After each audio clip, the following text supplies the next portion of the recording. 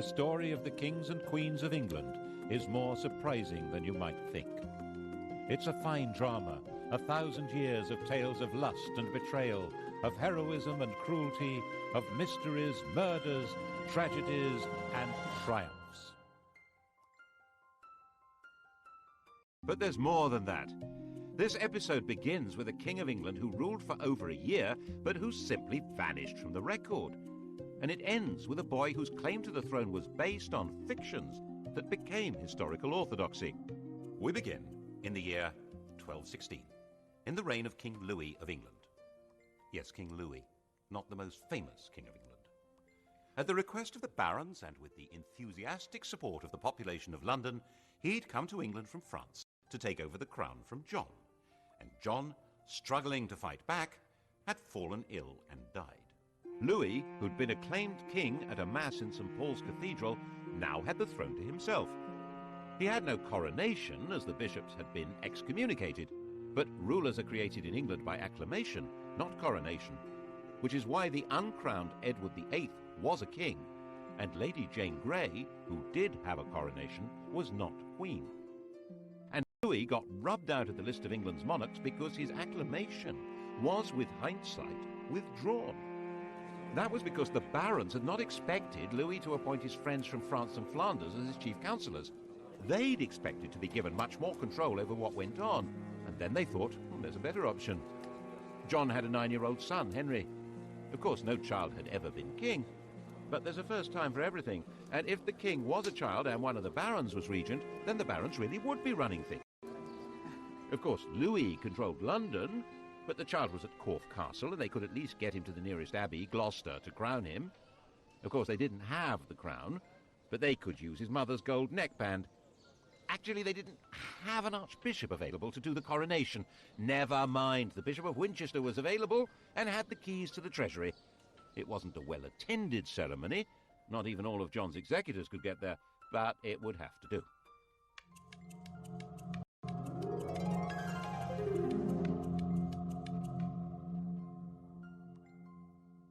Naturally, little Henry III was not actually exercising the powers of king. That was the job of a baron, the regent. The chap that got the job was a 70-year-old Earl of Pembroke, William Marshal, a safe pair of hands if ever there was one, Old Faithful. Marshal had long ago been a bold pole of advancement by the simple if very unusual principle of loyalty to his lord and total trustworthiness. Everyone trusted him, and now the barons expected him to get rid of Louis and rule on behalf of little Henry. And Louis was roundly defeated. In the end, he agreed to go back to France and agree he'd never been King of England at all. And all the barons and bishops who'd acclaimed him as king agreed that they'd never done anything of the sort. Everyone became patriotic. For the first time since the Norman conquest, the French were being described as foreigners, looting the English. The barons all spoke French, and they had nothing in common with the villeins on their lands, but they were beginning to feel English. And William Marshal reissued Magna Carta and said that all the old laws and rights of England were exactly what Henry III wanted to uphold. William Marshal died, the grand old hero of England, in 1219, and Henry was given a proper coronation at Westminster the following year. As Henry grew up, the barons and bishops had no intention of letting him get away from them. He learned to do as he was told, and that pretty much defined him as a king. What the barons and the bishops hadn't thought about was that one day he would be listening not to them, but to his wife. Perhaps one of them should have married him. Instead, in 1236, he married Eleanor, a younger daughter of the Count of Provence. He was 29, she was about 19, and she wrapped him round her finger. She arrived with her uncle, who immediately started running the king's life and carted huge amounts of treasure off to his homeland. Then she got another uncle installed as Archbishop of Canterbury. Her physician became the Bishop of Durham, and large sums of money supposedly going to her mother were actually funding the wars of her brother-in-law, the Duke of Anjou. She was inevitably staggeringly unpopular. And however little money the king had, he always seemed able to support her relatives abroad, paying for their courts and their armies. In 1263, the population of London rose in rebellion. Their targets were Flemish bankers, Jewish financiers, and Queen Eleanor. She was in the Tower of London, London's royal palace, and got away from the Watergate to slip down the Thames to Windsor. As her boat approached London Bridge, she was pelted with missiles by a crowd shouting, "Drown the witch!" She managed to get back to the safety of the Tower. The kingdom had become ungovernable, at least by this king and queen. This was not the same country it had been in 1066. Towns had grown, trade had grown, London had grown. With the barons losing influence and Londoners angry, the crown itself was in danger. England was on the... A Frenchman on the make. The charming, clever younger son of a powerful and ruthless Norman lord, a chancer with style, Simon de Montfort. France was now ruled by King Louis's widow on behalf of their young son. She was a shrewd woman who decided that young Simon was dangerous stuff and forced him to escape abroad. He'd come to England in 1231 when he was about 23, intending to recover land his family had lost years ago. And he was really good at it. He became the best of friends with the impressionable Henry in no time, and Henry's sister fell for him. In 1238 they were married, and he was given back those lost family lands. He was Earl of Leicester. The English were suspicious of foreigners, so Simon completely converted into an Englishman. In 1239, Henry and Eleanor had a son. Simon sponsored the baptism. They chose the name Edward, after the great Anglo-Saxon king Edward the Confessor. This French royal family had adopted English patriotism. But as the political crisis deepened, Simon became increasingly committed to the total reform of government. Eventually, the crisis became a full-blooded civil war, and by the time the war ended in 1264, Henry and his son Edward were Simon's prisoners, and he took over the country. Simon now set about inventing an entirely new form of government, one which was based on the deeply rooted English principle of consent. In 1265, he summoned a meeting of the country, a parliament, at Westminster, to endorse his government. He summoned not only barons and bishops, but also 2 knights from each shire, and, most extraordinary, representatives from all the boroughs, the towns. He said he was acting in the king's name, but the king didn't have much to do with what was going on. In fact, Simon had established what we might see as a modern state. There was a written constitution, a symbolic king, a powerful leading minister, and there was a parliament with representatives of the church, the countryside, represented by great landowners and gentry, and of towns. We might see it like that. They didn't. To most people at the time, this was clearly the tyranny of Simon de Montfort. By now, Prince Edward was a grown man, 25 years old, and it was his job to overthrow this tyranny and restore the crown. First, of course, he had to escape imprisonment at Hereford Castle. The prince was allowed to exercise his horse on the common, so he wore out his guards' horses, racing with them, and then jumped onto a fresh horse that had been brought for the purpose and disappeared into the distance. What followed is into pieces. Henry was back on his throne, but it was Edward who was now running the country. This tall, muscular warrior, he was called Longshanks, had the military skill to crush the remaining rebels and the good sense not to punish them afterwards. He understood how to make peace and accepted the proposition that the king must respect legal limits on his power and consult with the nation. He also habitually spoke English, the first royal to do so since 1066. Parliament made him the steward of England. De Montfort's revolution had left its mark.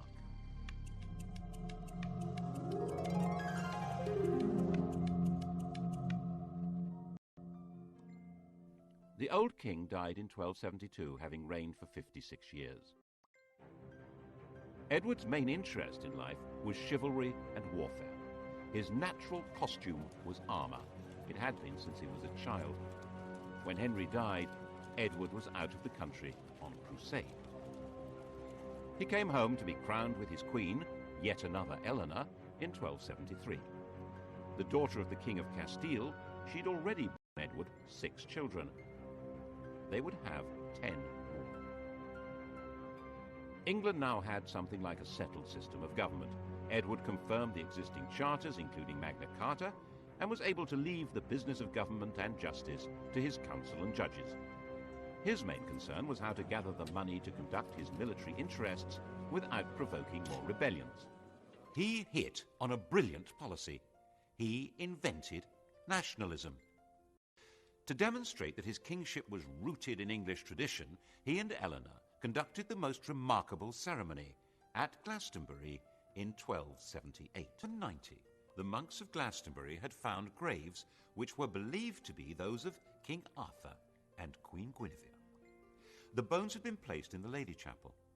Now, 88 years later, King Edward carried the bones of Arthur and Queen Eleanor those of Guinevere. They put the legendary remains in a magnificent tomb in the main church. Edward presented himself as a new Arthur. All this was part of a wider campaign to give his kingship the power of myth, and so unite the country behind him.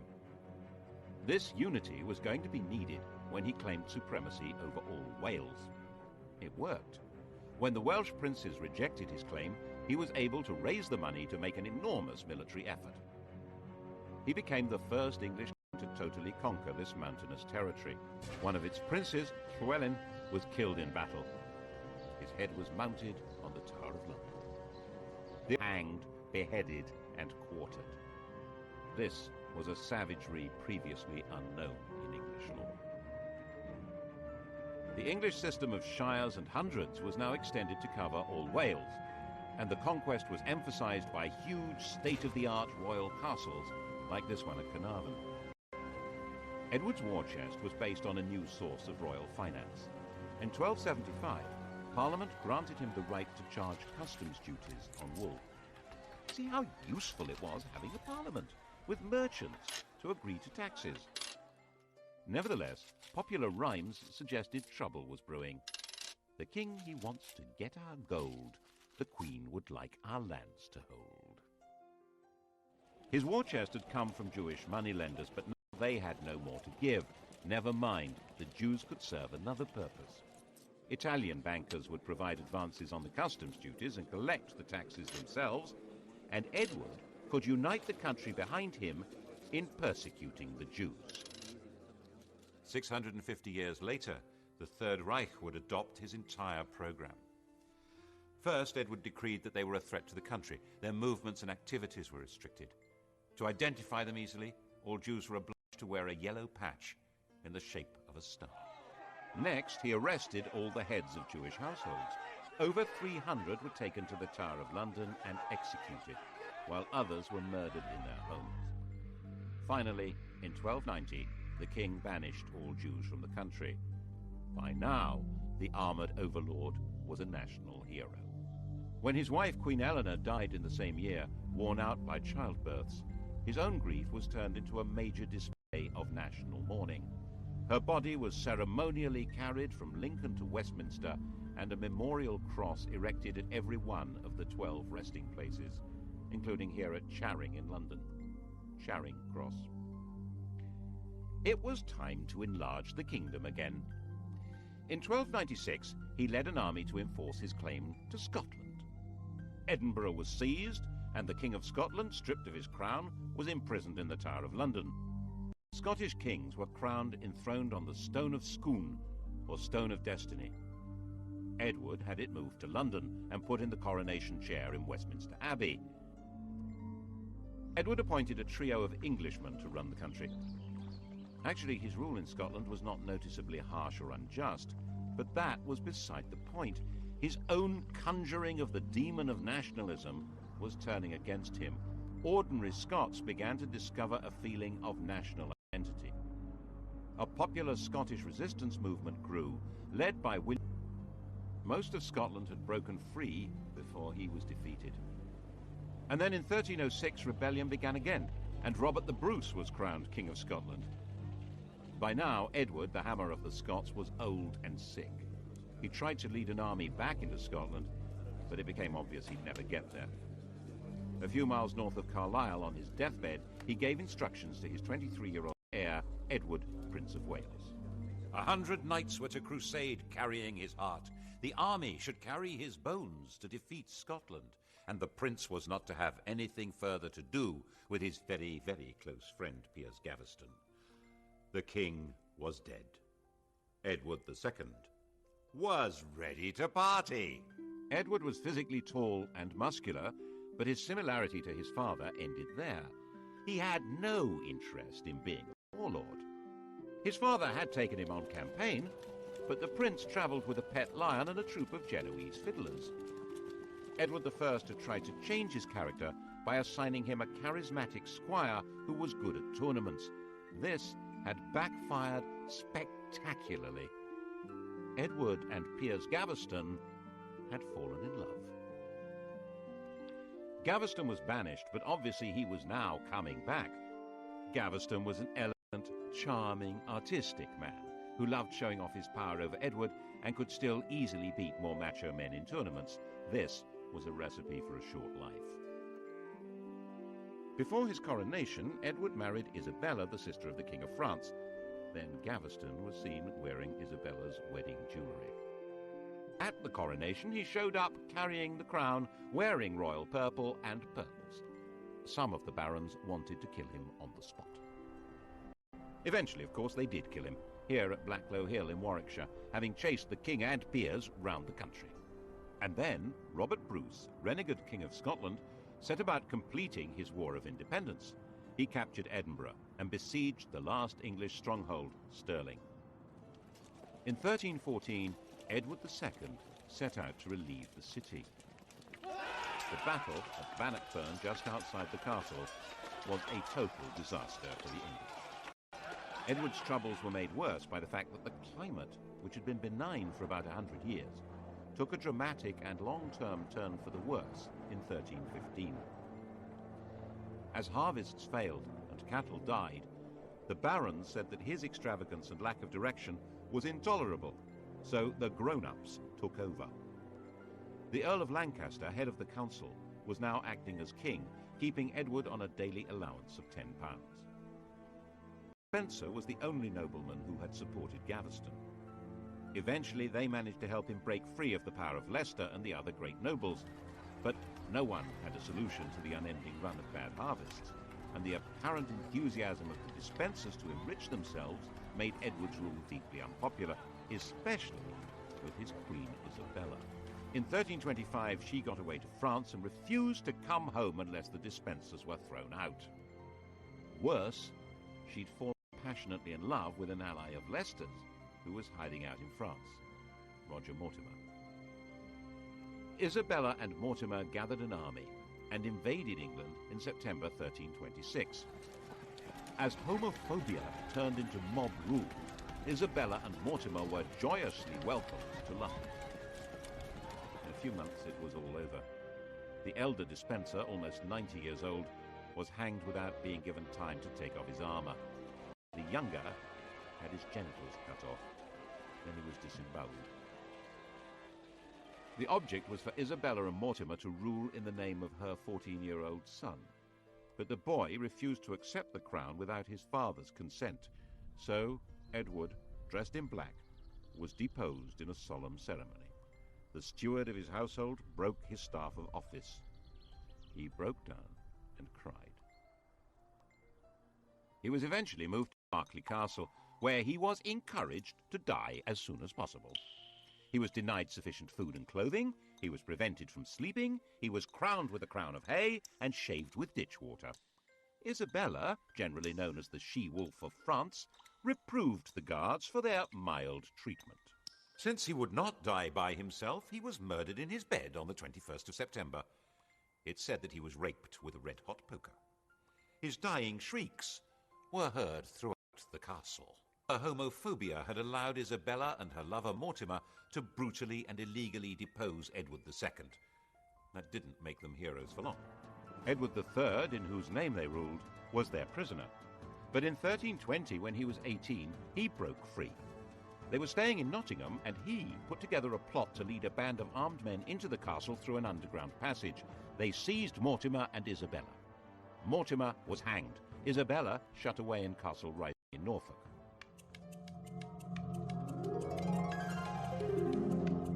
and England had a king again. Law and proper government would be resumed under a handsome young man, properly entitled to the throne, who also happened to be a fine chivalrous knight who spoke English, French and German, and who was already married with a baby son. What could be better than that? Extraordinary and significant military campaign since the Norman Conquest. He announced that by the laws of inheritance, he was the rightful successor to the throne of France. It was rubbish. It wasn't. But he certainly meant to be. And in 1337, he began preparing his invasion.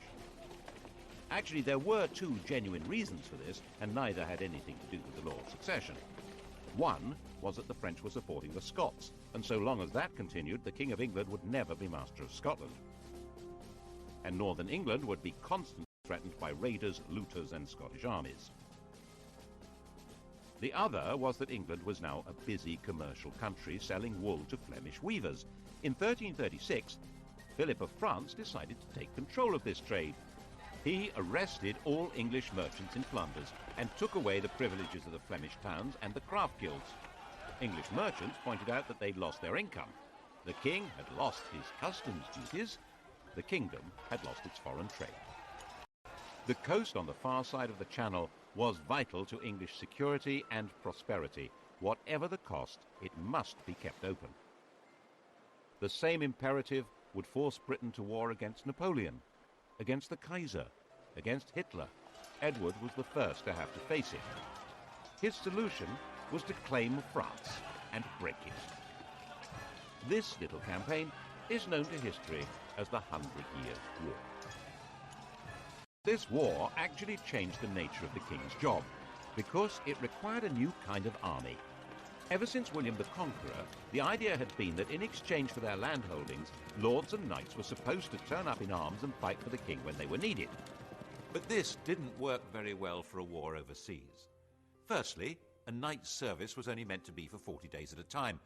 That doesn't work with a 100 Years' War. Secondly, many knights felt that they shouldn't be obliged to go overseas at all. They were probably right.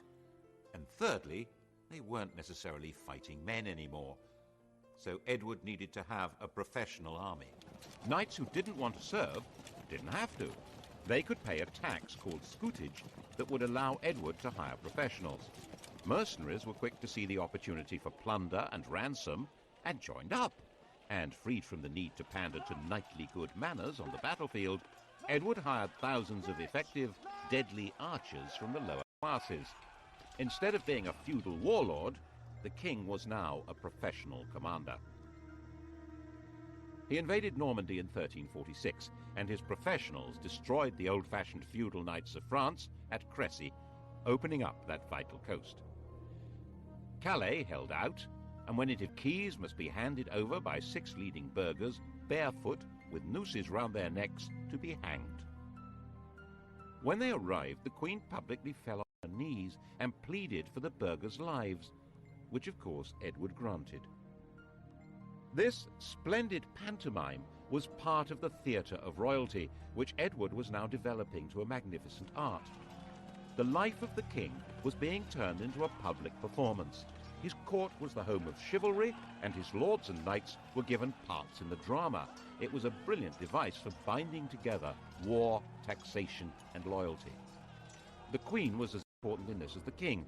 She led the ladies of the court, the judges of chivalric behavior, and she was the source of mercy, tempering her husband's justice. This was a religious image. People were encouraged to show devotion to the Virgin Mary, the Queen of Heaven, who would intercede and offer protection against divine judgment. Intercession was desperately needed by people who believed that God punished them with death. Death arrived at Weymouth in June 1348. Black Death. In less than a year, the whole country was stricken. No one could have understood what was happening. Once a person was infected, large, foul-smelling swellings developed in the groin, neck, and armpit. Death followed within 2 or 3 days. The disease killed more than a third of the population, and by 1350, the population of England was half that of 1315. In the midst of the dying, the theatre of royalty grew grander. Edward created the Order of the Garter, where two tournament teams played out an Arthurian drama based on St. George's Chapel at Windsor. The castle was rebuilt for the show. With the nobility bound to him by chivalric dreams, and the shires and towns granting funds for the war in Parliament, the French war could still go on. Another decisive victory at Poitiers in 1856 brought France to the point of disintegration. But by now, the war couldn't be ended. The nobility and troops saw endless vistas of plunder, while the king's only chance of income came not from his withered population, but from rich ransoms. This war would last 100 years. By the time Edward died in 1377, 65 years old, the townsmen and peasants of England were sick of the whole thing. The king's oldest son, Edward the Black Prince, had been the flower of chivalry and hugely popular, but he died a year before the king. The successor to the throne was the Black Prince's 10-year-old son, Richard.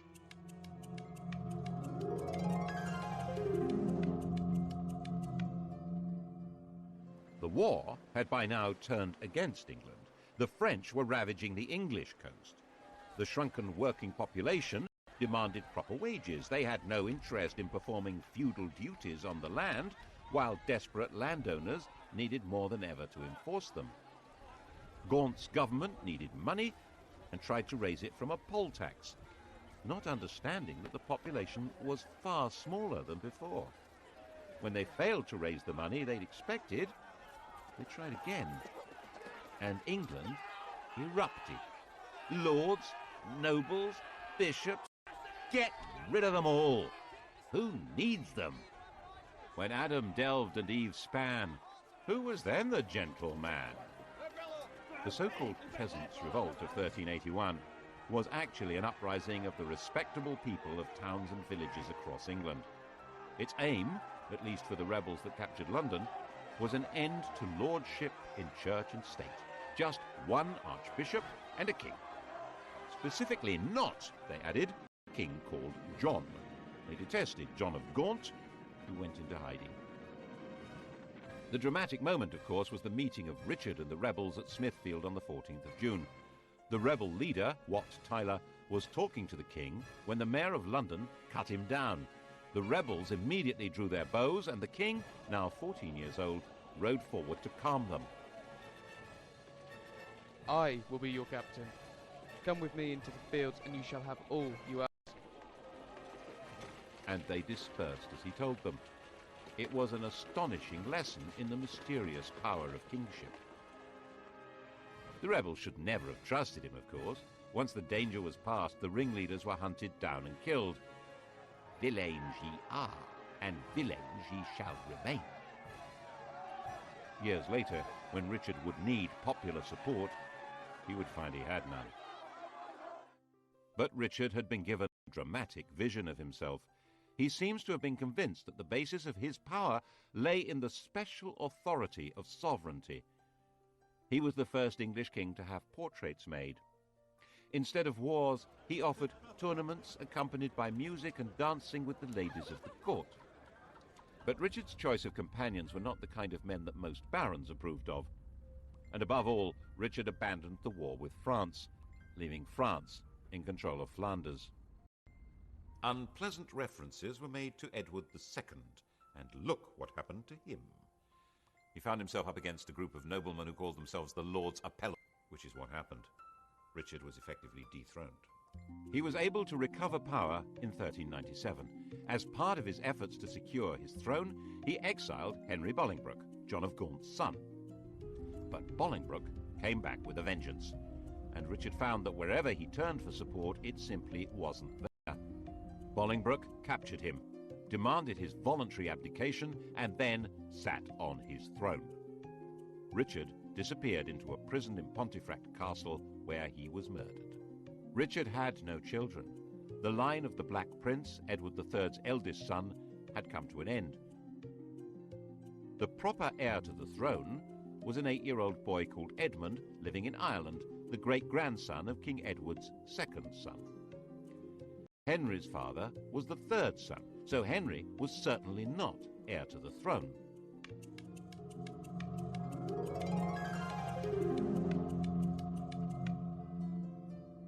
But he was a big man, with a big red beard and a big army, and he was sitting right there in England on the throne, not in Ireland, not 8 years old, so Parliament decided that he was very definitely fully entitled to be King of England. Oh, yes! Edmund spent the whole of Bolingbroke's reign as a well-maintained prisoner. Henry was the first king to speak English as his native tongue.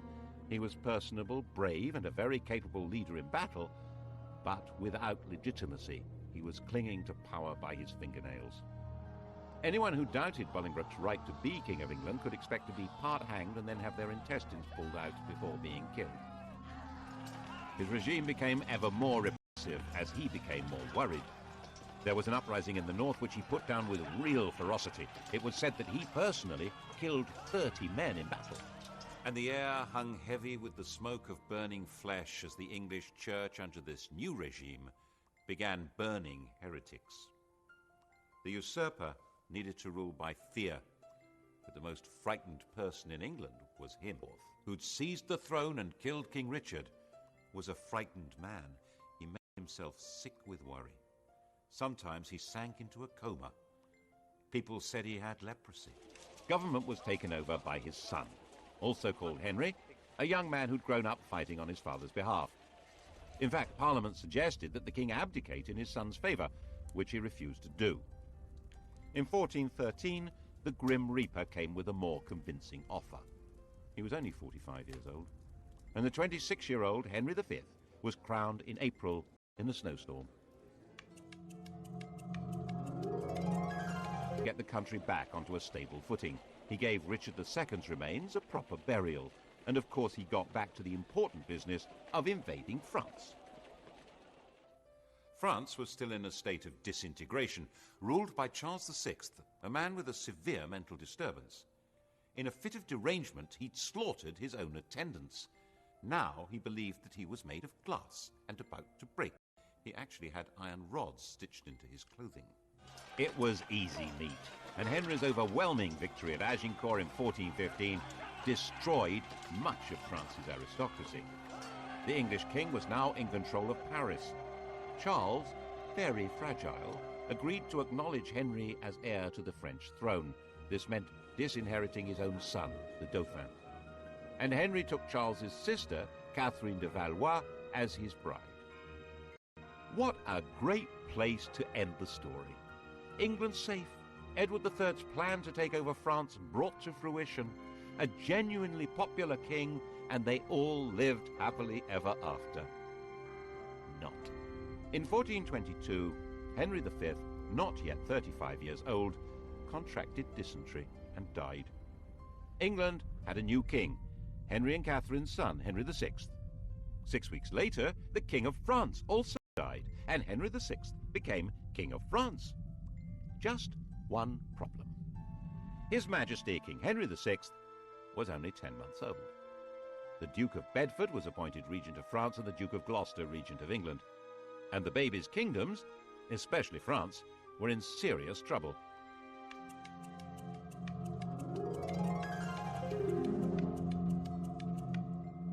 The Dauphin wanted his kingdom back, and everything the English had done, ravaging the countryside, destroying all authority and stability, could have been calculated to create a passionate nationalism.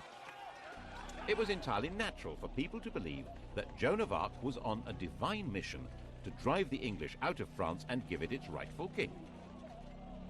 Under her inspirational leadership, the Dauphin's forces took over Orléans and Reims, and he was crowned King of France in Reims in 1429.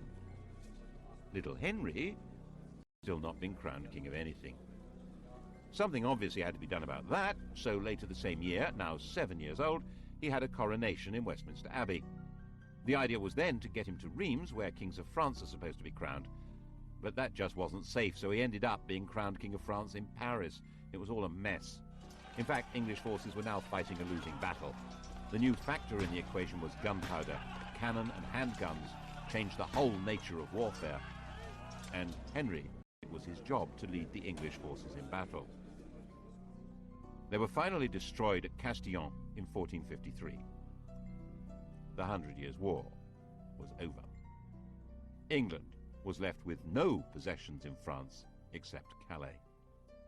But Henry's problems had barely begun.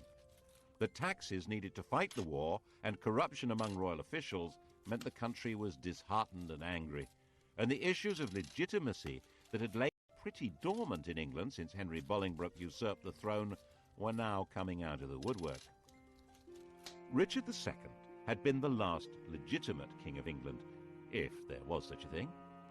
He'd been succeeded by his murderer, Henry Bolingbroke, the father of Henry V, the grandfather of Henry VI. They were all descended from John of Gaunt, Duke of Lancaster. But that wasn't the legitimate line of descent. John of Gaunt had an elder brother, whose descendants were still alive. The rightful King of England had not been Henry IV, but Edmund, the Earl of March. And now that Edmund was dead, it was his nephew, Richard, Duke of York. Edmund had carefully and probably wisely never made a point of making his claim. Henry IV and Henry V had been seriously powerful men, but Henry VI wasn't in the same league. His interest was not in war but in learning. He founded Eton and King's College, Cambridge, and he was a gentle, pious man. There were men who believed that he was more a saint than a king. Richard, Duke of York, now 40 years old, decided that it was time for the crown to fall into his hands. His claim was supported by most of the barons of southern England. The northern barons felt all this was codswallop. They had the right to choose their king, not be passed like slaves to whoever inherited them. And then, quite suddenly, in the summer of 1453, the king went mad. He probably inherited the strain of madness in his mother's family, the illness that had racked Charles VI. The true legacy of Agincourt was not the crown of France, but a recurring disease that would afflict members of the English royal family for centuries. He lost his memory. He lost control of his body. He lost the ability to speak coherently or understand what was said to him. His wife gave birth to their only son, but he knew nothing about it. With the king incapacitated, government needed to be handed to a regent, and the man with the backing in the south to take over the reins was Richard, Duke of York. The inevitable and disastrous outcome was civil war, Lancaster against York.